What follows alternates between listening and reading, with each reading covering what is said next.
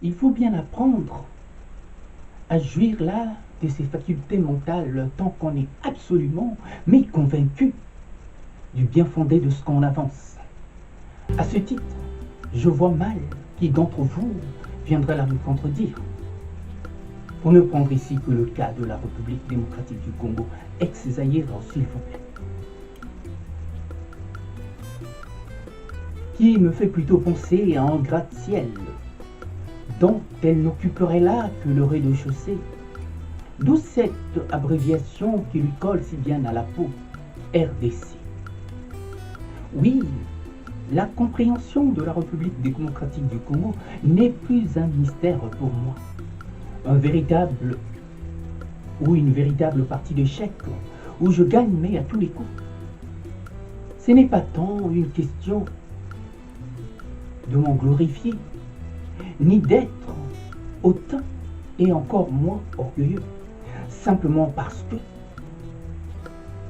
j'excelle dès lors qu'il s'agit de la République démocratique du Congo et plus particulièrement de ce régime. Oui, de ce régime en place qui ne fait plus aucun mystère à mes yeux. Je suis là dans leur starting block pour comprendre aussi bien leur psychologie. Oui, je sais toujours mais ce qu'ils pensent et surtout comment ils fonctionnent. Raison pour laquelle, vous savez, j'ai toujours eu une longueur d'avance sur eux. Et même sur ce à quoi ils n'ont pas encore pensé. Un pouvoir d'anticipation dont témoignent mes vidéos et mes écrits sur les réseaux sociaux. Il suffit simplement d'y jeter un coup d'œil sur ma chaîne YouTube ou de consulter simplement l'une de mes pages Facebook pour bien juger de la véracité de mes propos qui mettent en avant mes vraies valeurs, qui n'ont jamais été là un leurre. Si j'en arrive là, c'est tout simplement parce que, en face de nous, nous avons affaire à des gens sans foi ni loi. Oui, à des gens sans cœur. Et j'en ai marre de cette hypocrisie corrosive de la communauté internationale qui, par son silence et par ses prétendument coups de gueule périodiques, nous enfonce là le clou au grand bonheur d'un régime d'occupation aussi sanguinaire qui, avec le temps, s'est révélé être le bras armé d'une communauté internationale tiraillée là par des conflits d'intérêts qui font la tache d'huile. Oui, tache d'huile, mais sur la conscience humaine, et plus particulièrement sur la charte de la Déclaration universelle des droits de l'homme. Tout le monde voit et tout le monde sait à quoi il joue, mais personne ne tape du poing sur la table pour mettre fin à tout ça. Où sont passées ces institutions de renom qui sont censées veiller sur le bien-être de l'humanité en prenant les mesures qui s'imposent pour nous débarrasser de ces criminels qui s'accrochent la mordicus au pouvoir, à la plus grande stupéfaction du monde entier. Après avoir autant versé là le sang du peuple congolais, oui, j'enrage tellement que je ne peux là me retenir.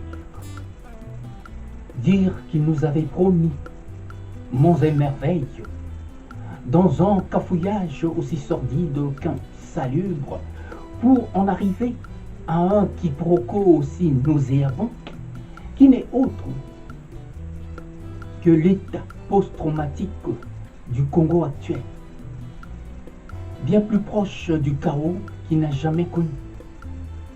ceux qui avaient fomenté ce coup d'État, véritable coup de maître, doivent aujourd'hui s'en mordre les doigts, de voir que le monde d'aujourd'hui n'est plus dupe de ces pratiques criminelles en haute sphère en République démocratique du Congo.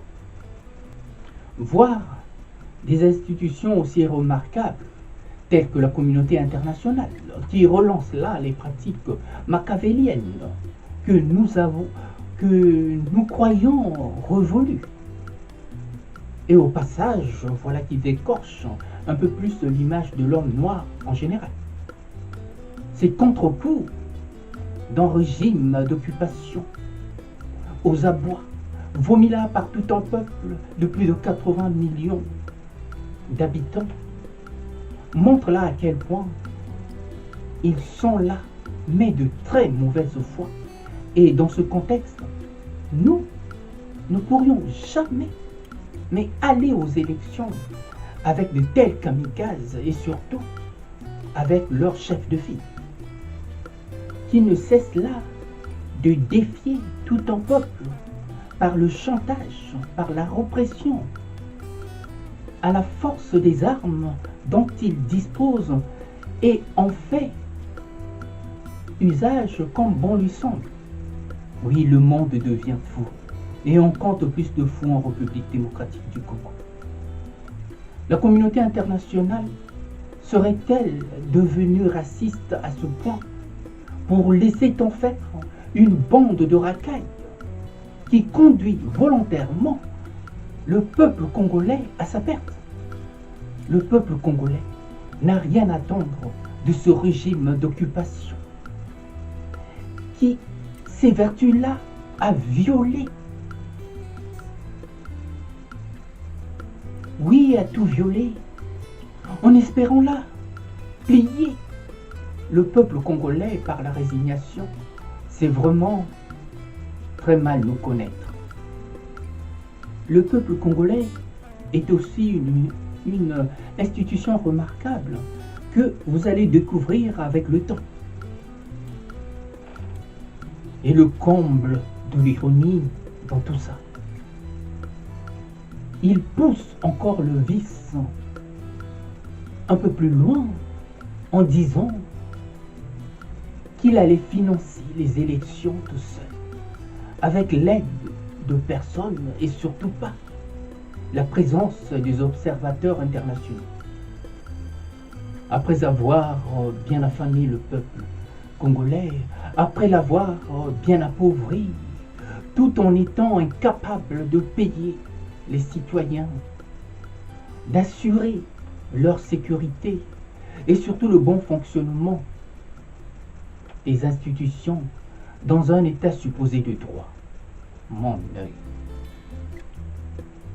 Il ne faut pas se moquer d'un peuple jusqu'à ce point, car il pourrait là y avoir un effet boomerang au moment le plus inattendu. La République démocratique du Congo, devenue à la fois une déchetterie et une prison, mais à ciel ouvert, de plus de 80 millions de détenus, dont seul ce peuple saura renverser là la vapeur. Pas d'élection. Avec ce régime d'occupation qui voudrait là nous infantiliser au point de faire de nous des esclaves du temps moderne. Rien que de penser à ça. Cela me met hors de moi.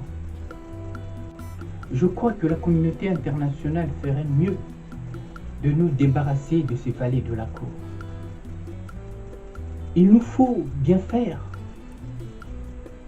et mettre en place un gouvernement de transition. Sans le régime en place et le nœud du problème qui n'est autre que l'actuel président. Un gouvernement de transition avec des hommes neutres. Oui, des hommes dignes de foi. Neutres de tout soupçon, sans passé politique.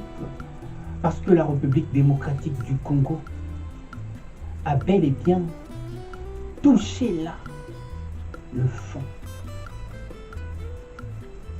Pour ne pas dire plus bas que terre. Tout est à faire et à refaire. Et les 5 chantiers n'ont été là qu'une drogue douce afin de mieux nous endormir pour procéder là à un pillage systématique de la République démocratique du Congo, s'il vous plaît, et de ses alliés. Ce qui a été là un véritable succès, avec son lot corollaire des fausses communes, qui n'est autre qu'un génocide planifié et bien maquillé. Et j'en suis pleinement convaincu. À cela, j'invite les Nations Unies à convoquer d'urgence une session extraordinaire où sera débattue la problématique congolaise avec toutes ces implications, oui, toutes ces ramifications, oui, ces implications de certains pays voisins qui se comportent à ce jour comme des véritables voyous de la cour, des multinationales qui font la pluie et le beau temps, et surtout cette mafia internationale qui opère là, mais dans l'ombre. Franchement, de qui sommes-nous réellement victimes? Bon entendeur, salut.